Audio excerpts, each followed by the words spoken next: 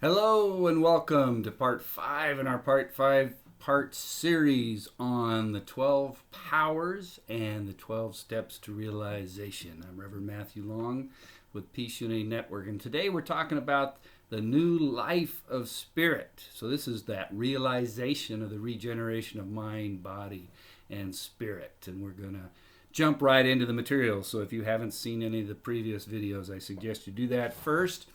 And today we're going to end with a meditation. So we'll go a little bit longer, maybe 25 minutes today.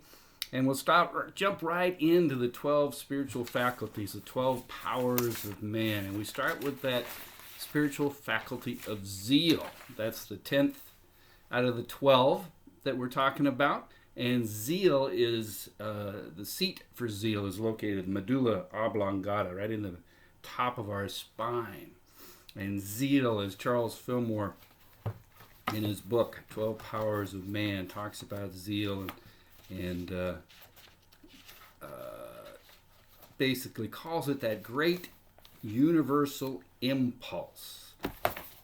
The great universal impulse. He says that the dynamic power, the great universal impulse that lies back of all action is enthusiasm or zeal.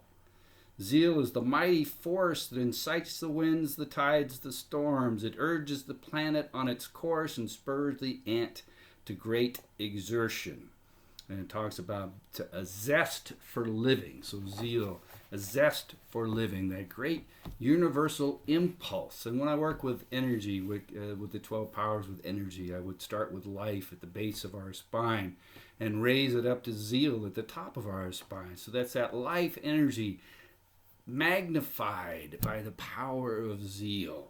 And that zeal then spreads out to those other spiritual faculties or powers, such as imagination, understanding, will, and faith, which is at the center of our brain and the pineal gland, and energizes those faculties to lead us into a new way of living, a new life in spirit. A new life in spirit. That's our theme today, that great universal impulse. It's that Kundalini energy, the serpent energy that's wrapped around the spine. In my Kundalini yoga practice, meditating on that rise, those snakes rising as they cross, that's where the chakra points are, and they eventually stand up straight, and that energy is flowing freely throughout our whole being, mind, body, spirit.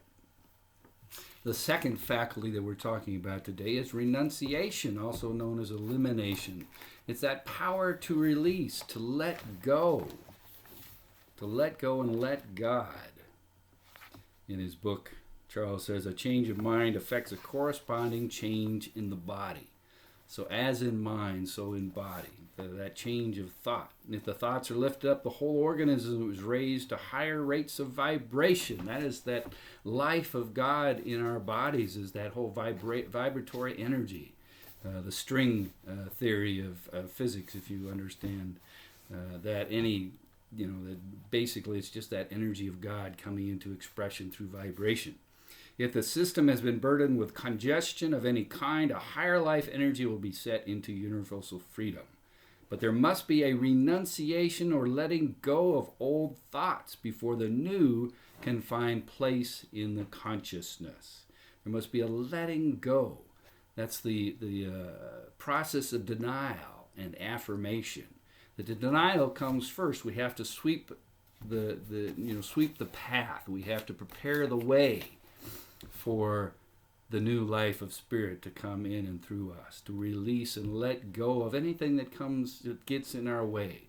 Now, the spiritual seat for renunciation is in our abdomen, in those digestive organs where we release the waste products from our body. It's part of that divine order, if you will, to let go and to release. And Thaddeus is the disciple, whereas Simon the Canaanian, also known as Simon the Zealot, is the disciple for zeal.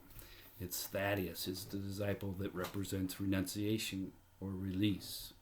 Which brings us to our third one for today, and the 12th of the 12 spiritual faculties, and that is the spiritual faculty of life. Life, that basic energy that propels us into action.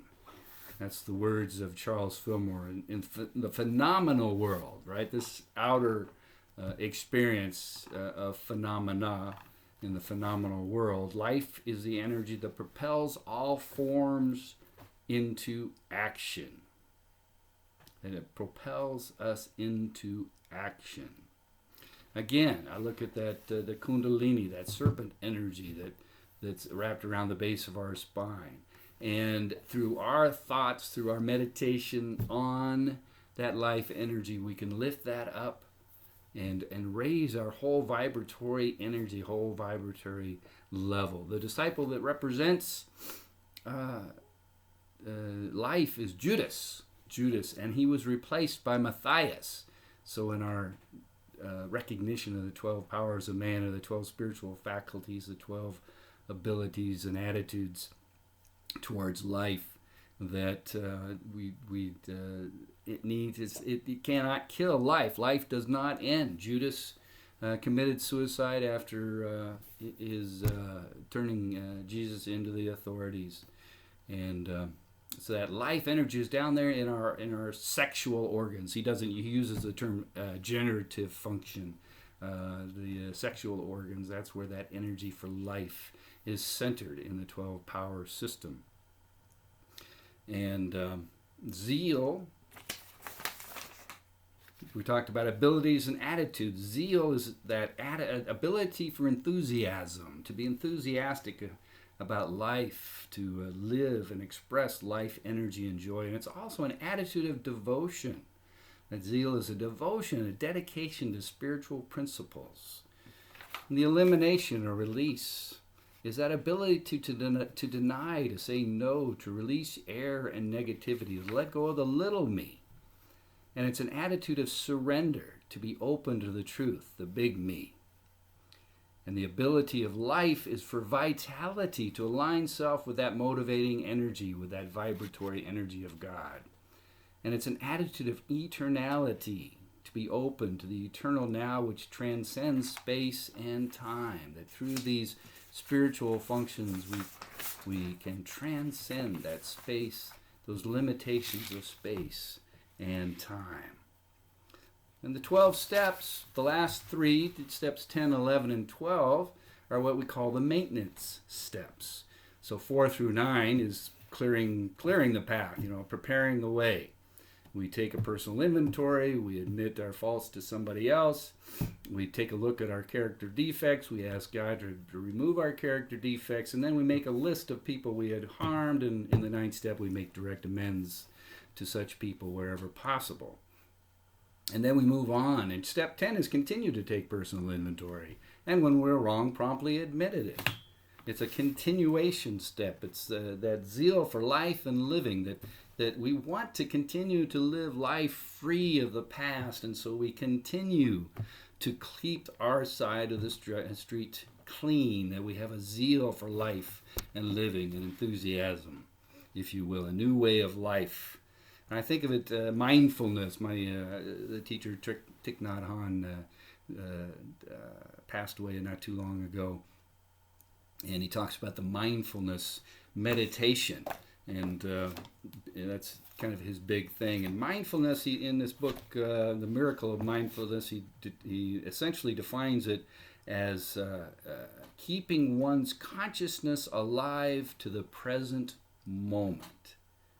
So if we're not practicing mindfulness and we're off in the future and the past, then our minds are dead to the current moment. And we want to keep our minds alive, to keep our consciousness. What's our thinking?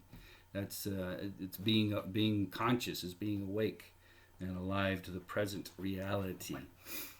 Right? And that there is an annual, daily, spot check inventory that we need to take. Right? Annually stop and think about the past. At the end of the day, we review the day, and if there's any, we make plans for correcting anything.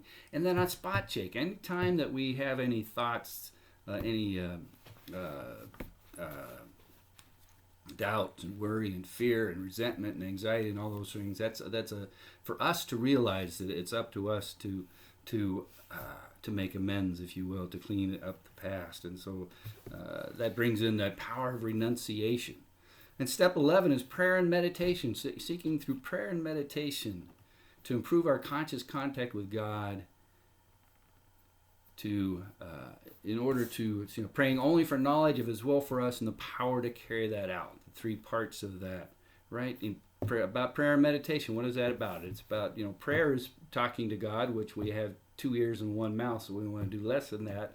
Than meditation, which is what listening to God, listening for the Spirit, and that takes conscious effort and a plan or a program. And if you haven't, there's meditation. There's various ways of learning how to meditate. And first off, just listening to our breathing and being present with our breath. That's that mindfulness, being present with this, with the current reality. And our breathing is as close to this as to this moment as we can possibly come.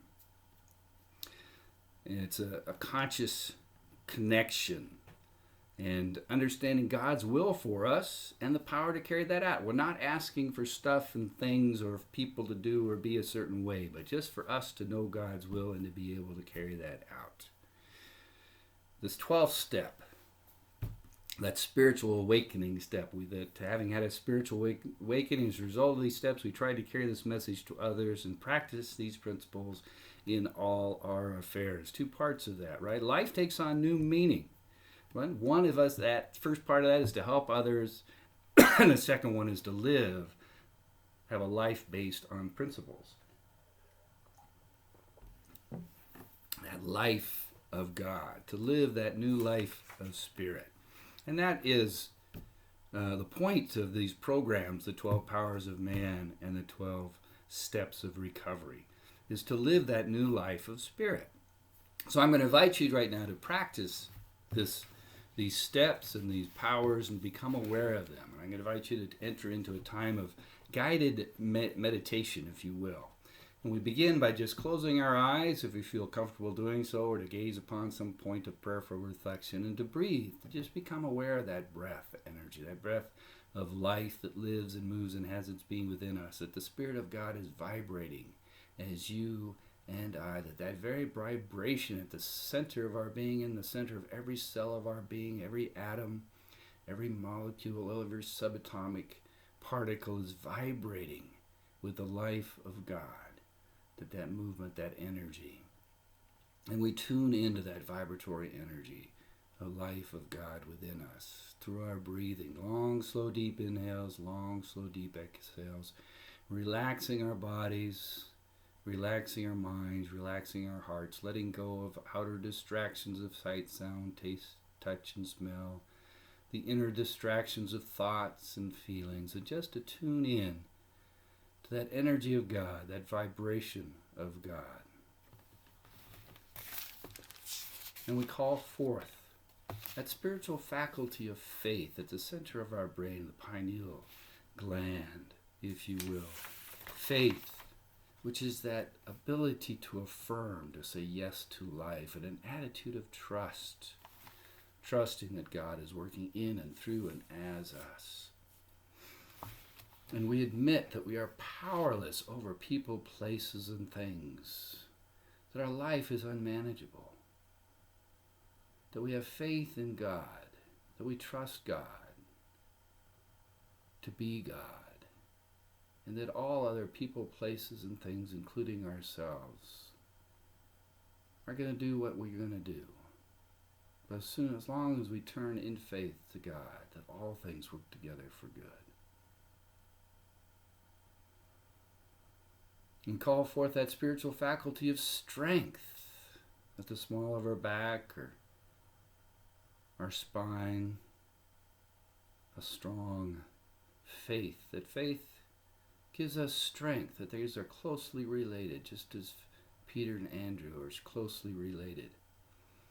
That strength is that ability to be steadfast, a devotion to principle despite outer appearances, and an attitude of silence, to be strong and centered in our faith in God. And so we come to believe. The second step is to come to believe that a power greater than ourselves could restore us to sanity. That we could stop trying to be in charge and to control things, because that doesn't work. And we can start letting go and letting God. And to feel that strength, faith.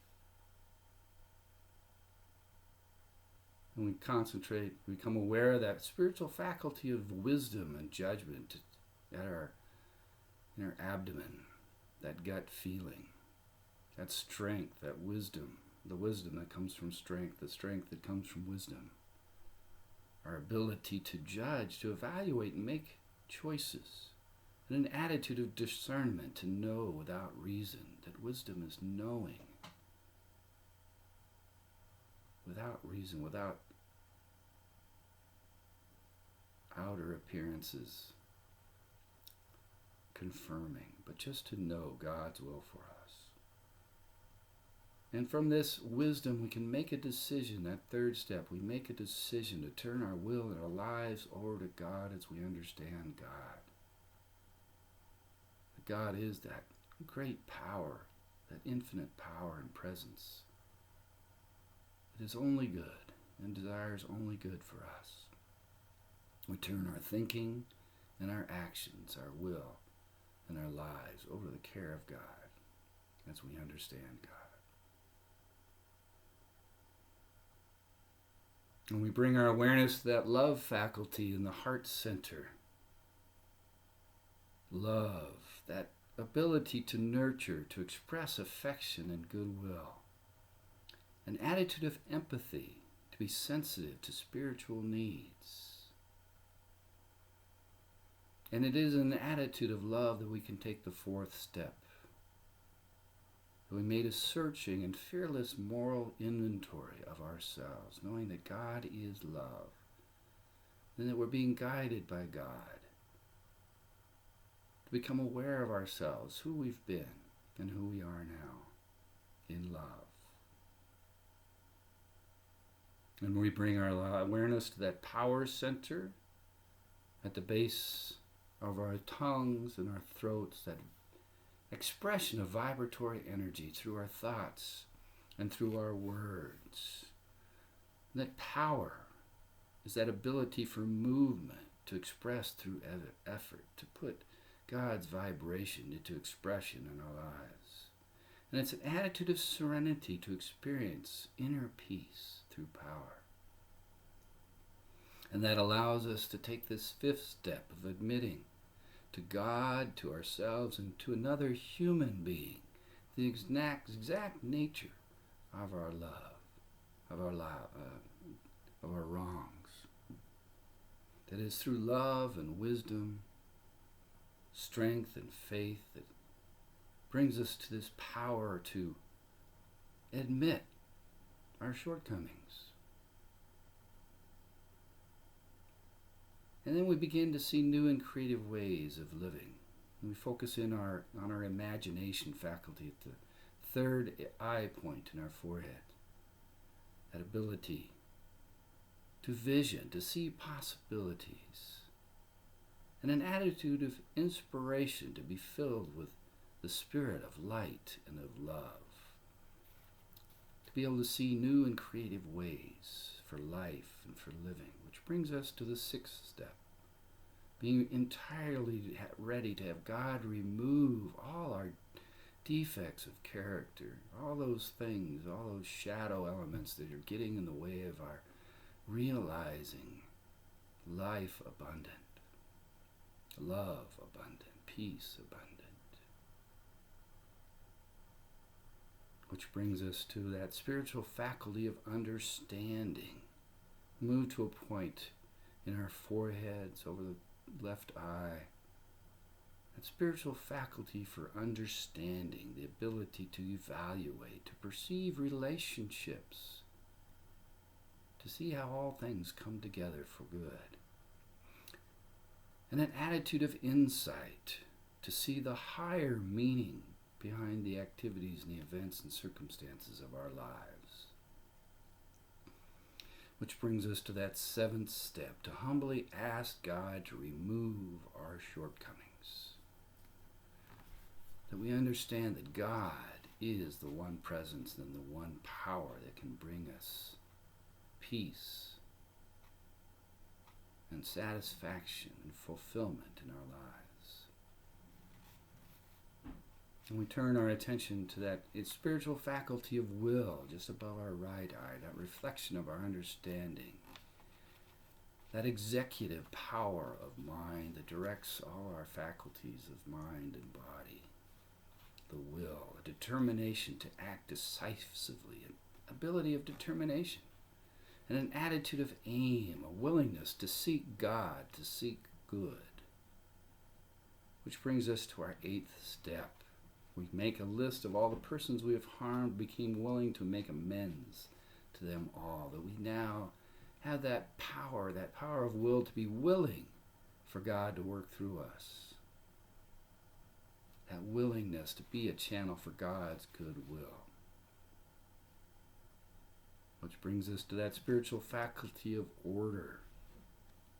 Spiritual faculty of order in our guts, in our digestive processes. Divine order, divine timing. It's the ability for organization to establish proper sequence and an attitude of patience to perceive system and order as active in the universe. That divine order and divine timing are now active in my life and affairs. Which brings us to the 10th step, where we continue to take personal inventory when you're wrong. Promptly admit it, to realize that there is a divine order, divine timing. And that we can align ourselves with that, and we can recognize that when we're not in alignment with divine order and divine timing, and to make amends. Which brings us to that spiritual faculty of zeal at the top of our spine, the medulla oblongata, that life energy accelerated to the level of zeal and enthusiasm, the ability of enthusiasm, the ability to express life energy and joy, an attitude of devotion, a dedication to spiritual principles, spiritual faculty of zeal. Allow us to continue to take personal inventory, and when we're wrong, promptly admit it.